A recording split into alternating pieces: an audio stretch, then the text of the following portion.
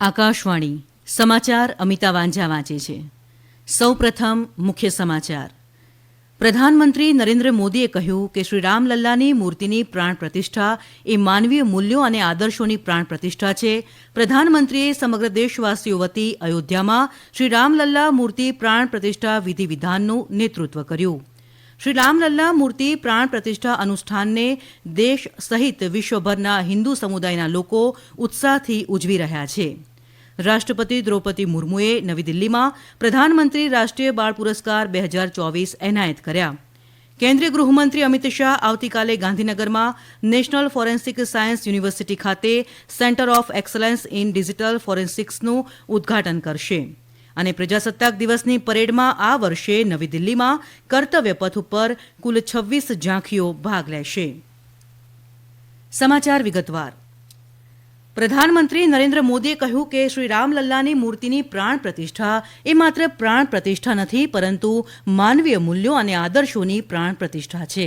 પ્રધાનમંત્રીએ આજે અયોધ્યામાં શ્રી રામની બાળ સ્વરૂપની મૂર્તિની પ્રાણ પ્રતિષ્ઠાને ઐતિહાસિક ક્ષણ ગણાવી. પ્રાણ પ્રતિષ્ઠા બાદ સભાને સંબોધતા પ્રધાનમંત્રીએ કહ્યું કે આ ભગવાનનો આશીર્વાદ છે કે બધા આ ઘટનાના સાક્ષી છે. તેમણે કહ્યું કે રામલલ્લા હવે તંબુમાં નહીં રહે અને તે ભવ્ય મંદિરમાં રહેશે.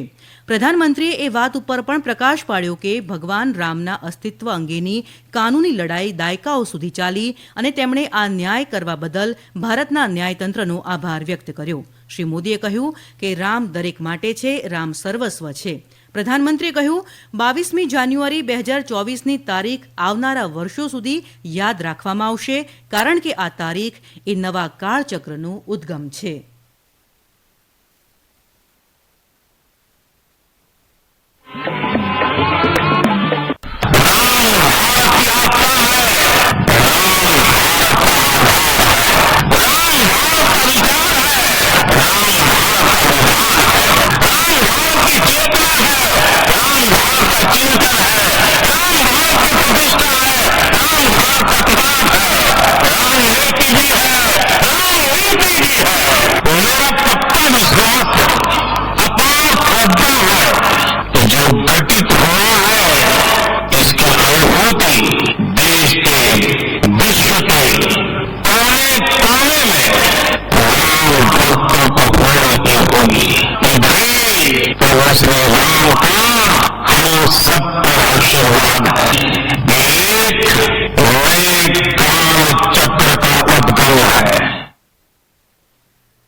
પ્રધાનમંત્રીએ એમ પણ કહ્યું કે આજે દેશ એ લોકો, સંતો અને કાર સેવકોને યાદ કરી રહ્યો છે, જેમના કારણે દેશ આ દિવસનો સાક્ષી બની શક્યો છે. શ્રી મોદીએ કહ્યું કે આ માત્ર જીતની ક્ષણ નથી, પણ નમ્રતા બતાવવાનો સમય છે.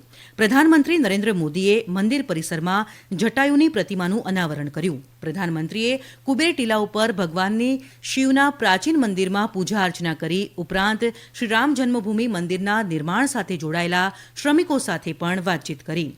અયોધ્યામાં ભગવાન શ્રી રામની બાળ સ્વરૂપની મૂર્તિનો પ્રાણ પ્રતિષ્ઠા અનુષ્ઠાન પ્રધાનમંત્રી નરેન્દ્ર મોદીની ઉપસ્થિતિમાં યોજાઈ ગયો. સમગ્ર દેશવાસીઓ વતી પ્રધાનમંત્રી નરેન્દ્ર મોદીએ શ્રી રામ મંદિરના ગર્ભગૃહમાં પ્રાણ પ્રતિષ્ઠા વિધિ વિધાનનું નેતૃત્વ કર્યું. વૈદિક મંત્રોચ્ચાર સાથે યોજાયેલા પ્રાણ પ્રતિષ્ઠા અનુષ્ઠાનમાં પ્રધાનમંત્રી સહિત રાષ્ટ્રીય સ્વયંસેવક સંઘના પ્રમુખ મોહન ભાગવત, ઉત્તર પ્રદેશના રાજ્યપાલ આનંદીબેન પટેલ અને મુખ્યમંત્રી યોગી આદિત્યનાથ પણ ઉપસ્થિત હતા. મંદિર પરિસરમાં રઘુપતિ રાઘવ રાજા રામના મંગળ ગીતો ગવાતા હતા. અનુષ્ઠાન દરમિયાન હેલિકોપ્ટર્સ દ્વારા મંદિર પરિસર ઉપર પુષ્પવર્ષા કરવામાં આવી. પ્રાણ પ્રતિષ્ઠા બાદ પ્રધાનમંત્રીએ મંદિરમાં સાષ્ટાંગ પ્રણામ કર્યા અને સાધુ સંતોના આશીર્વાદ લીધા.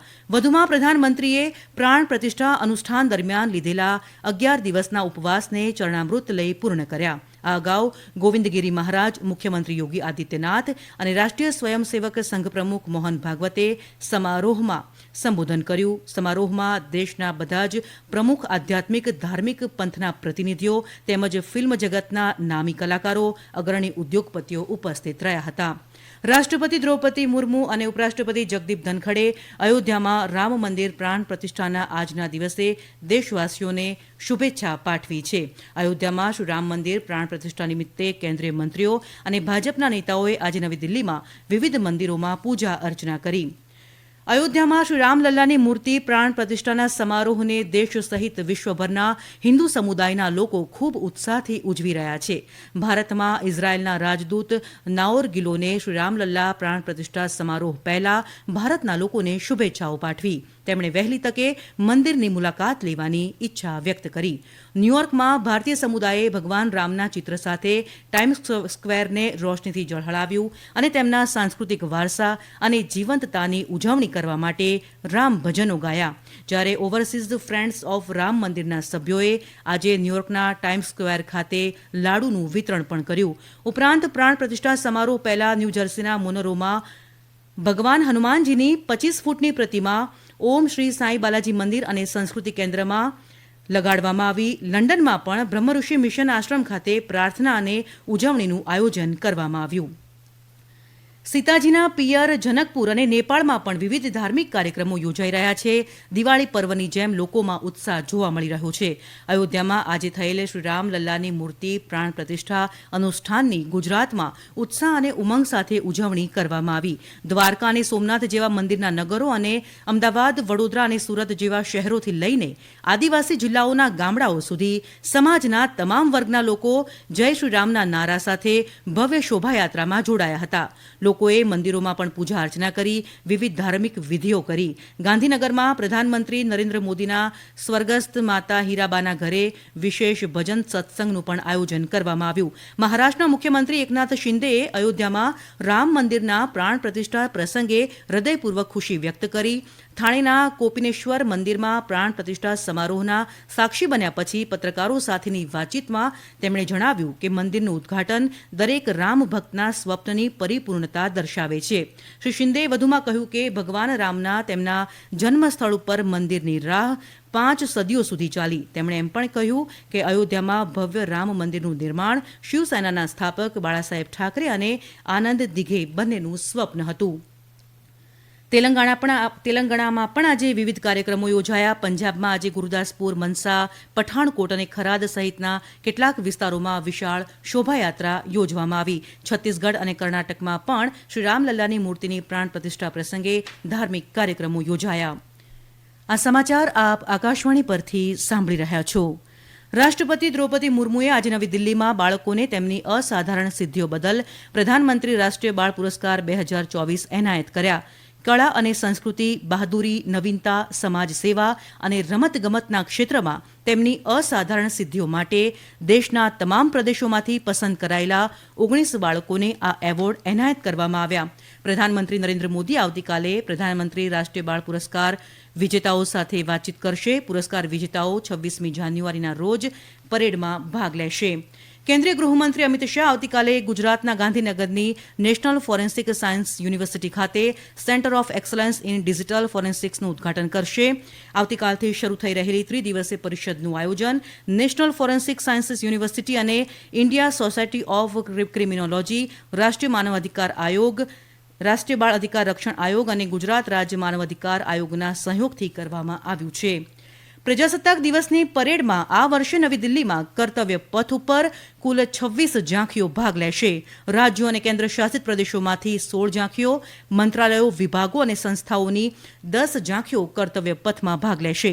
રાજ્યો અને કેન્દ્ર શાસિત પ્રદેશોની 16 ઝાંખીઓ કર્તવ્ય પથમાં ભાગ લેશે, જેમાં અરુણાચલ પ્રદેશ, હરિયાણા, મણિપુર, મધ્યપ્રદેશ, ઓડિશા, છત્તીસગઢ, રાજસ્થાન, મહારાષ્ટ્ર, આંધ્રપ્રદેશ, લદ્દાખ, તમિલનાડુ, ગુજરાત, મેઘાલય, ઝારખંડ, ઉત્તર પ્રદેશ અને તેલંગાણાનો સમાવેશ થાય છે. સંરક્ષણ મંત્રાલયે 29 જાન્યુઆરીના રોજ બીટિંગ રિટ્રીટ સમારંભમાં વગાડવામાં આવતી લશ્કરી ધૂન સામાન્ય લોકો માટે ઉપલબ્ધ કરાવવા માટે આજથી એક ઓનલાઈન સ્પર્ધાનું આયોજન કર્યું છે. માય જીઓવી પોર્ટલ ઉપર આ ક્વિઝ સ્પર્ધા આજથી 29 જાન્યુઆરી સુધી ચાલશે. અંતમાં મુખ્ય સમાચાર ફરી એકવાર. પ્રધાનમંત્રી નરેન્દ્ર મોદીએ કહ્યું, શ્રી રામલલ્લાની મૂર્તિની પ્રાણ પ્રતિષ્ઠા એ માનવીય મૂલ્યો અને આદર્શોની પ્રાણ પ્રતિષ્ઠા છે. પ્રધાનમંત્રીએ સમગ્ર દેશવાસીઓ વતી અયોધ્યામાં શ્રી રામલલ્લા મૂર્તિ પ્રાણ પ્રતિષ્ઠા વિધિવિધાનનું નેતૃત્વ કર્યું. શ્રી રામલલ્લા મૂર્તિ પ્રાણ પ્રતિષ્ઠા અનુષ્ઠાનને દેશ સહિત વિશ્વભરના હિન્દુ સમુદાયના લોકો ઉત્સાહથી ઉજવી રહ્યા છે. અને પ્રજાસત્તાક દિવસની પરેડમાં આ વર્ષે નવી દિલ્હીમાં કર્તવ્ય પથ ઉપર કુલ 26 ઝાંખીઓ ભાગ લેશે. આકાશવાણી પરથી સમાચાર પૂરા થયા.